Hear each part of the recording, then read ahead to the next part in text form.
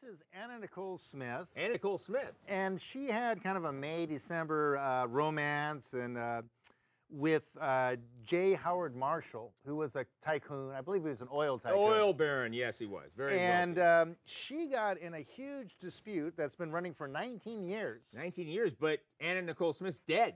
And so is Pierce, the late stepson. Yeah. Her stepson and her were fighting over the estate, and he's passed away too. So the two estates are fighting, but neither of the original combatants are still alive. Yeah, but we do know that there's beneficiaries on the Pierce estate. Sure, there's sure. also beneficiaries on the Anna Nicole Smith case. So I understand there's actually not only we have two estates that are actually leading the fight against each other, but there's two states that have competing rulings on whether or not who's going to get the money. Yeah, it's California against Texas, which is an interesting matchup.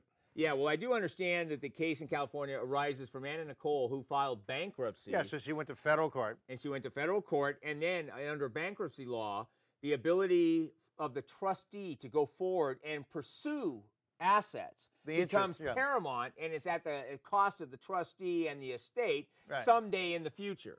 Yes, and so what happened here is that the way the whole estate's worth about $1.6 billion. Well, that's a few dollars. You might as well fight over it. And if the way things are looking now, Anna Nicole's estate may receive $88 million. Well, I got a question. As many articles I've read on this, I don't even know if there's been any offer of settlement, whether or not these sides can ever come together and just end it all, and that would have to be in a formal settlement. What is driving these cases? Well, there's some animosity. Now, as a matter of fact, the reason this $88 million is being potentially given to the Anna Nicole estate is that Pierce's legal team, the judge found they did a lot of unethical conduct. Well, I understand they committed fraud, destroyed documents, altered documents, refused to produce documents after the federal courts asked for them. So I think it's more than a little bit. I think it's a lot.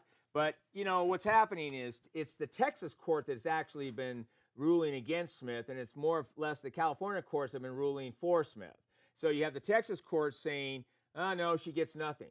You have multiple appeals at both court systems, and one's overturning it, one's saying it's good. Yeah, but they're looking at slightly different issues. Yeah, but you know what's ridiculous is the trustee out of a federal court actually has superior power over almost any other court.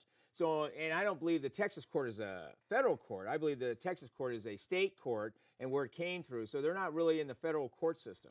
And another thing about it is that Pierce's legal team, it was unethical conduct, when, like you said, destroying evidence, hiding evidence, falsifying documents, and causing delays. And also, the lawyer called Anna Nicole Smith, who was was an entertainer, Miss Cleavage. Miss Cleavage. And so did she have cleavage? And she was he was being kind of derisive like that, and not being very ethical.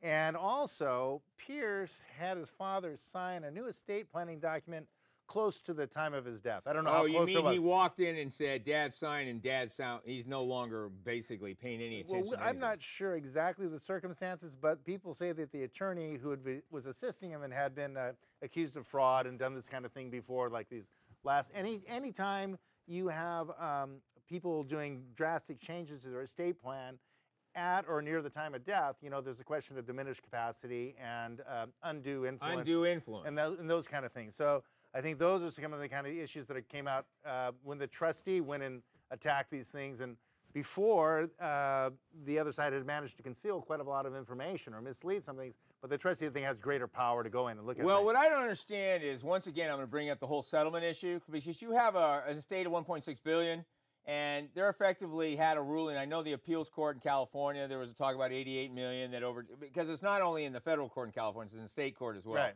And so what's happening, the appeals court said give her $88 million.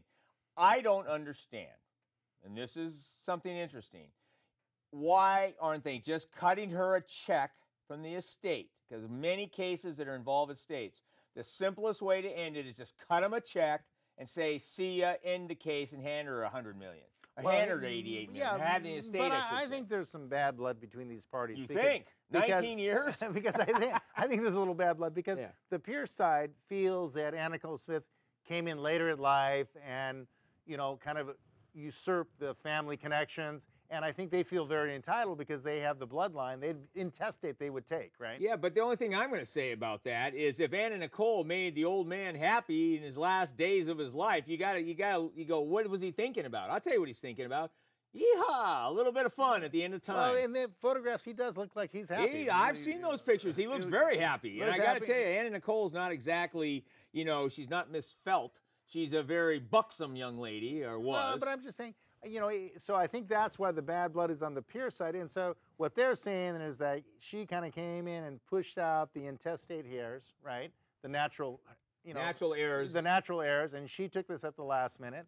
And so there's always these kind of arguments, and this gets into the subject almost of oral wills and oral contracts, which often happens where someone said, well, this was said orally near the end of life, and then you have to start looking at the equities. And so I think that's what you're really getting to. People are looking at the equities, and they're saying, well, look, she just came in near the end of his life, and she's getting all this money, and she's not really, an heir. As you know, Mark, that a will can be changed at any time. Right. And an estate plan can be changed at any time. And as long as the person, as you stated, it wasn't undue influence or had no capacity to sign the new documents, and in fact, that person made the decision to bring somebody in as a beneficiary, and as long as there's not Mickey Mouse and Donald Duck as the witnesses to the will, and the pour over will into the trust, and all of that, you're pretty much good to go on a Well, on a also will. when you look at diminished capacity, do they have the capacity to understand what their estate is? Do they understand who the beneficiaries are and their relationship to them? Right. I mean, they don't necessarily have to be doing, Einstein's theory of relativity. None, not at all. They just have to understand, what are your assets, what is your estate, who are your beneficiaries, and what you're doing there. And so if they have that amount of capacity, they can do the change. Well, I could tell you right now, Mark. I could write, I will leave my estate to Mark No, I wish Malachowski. to leave. Yeah. I wish to leave. I wish to leave.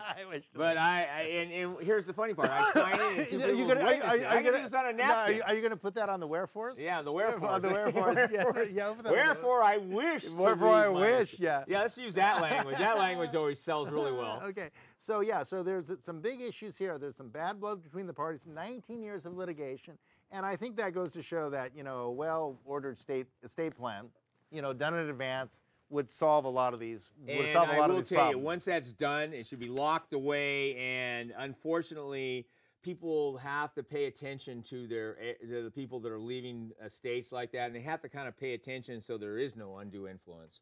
And undue influence is a very scary topic that we could easily talk about because, as you know, there's many cases that come up. Anna Nicole is saying that Pierce may have used undue influence there at the last signing, and and the behavior of the attorneys didn't put them in good light with the judge. Well, that's because the judge, actually, one of the judges totally turned their decision around. Yeah.